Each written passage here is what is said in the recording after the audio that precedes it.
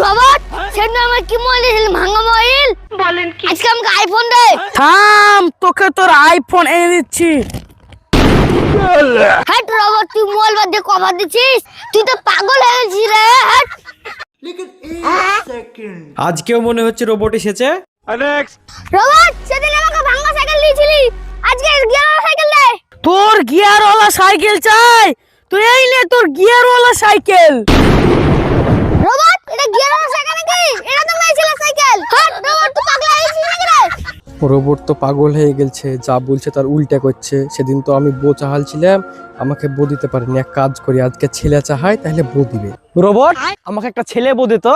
আচ্ছা আমি তোর ইচ্ছে পূরণ করছি, এই নে তোর বউ।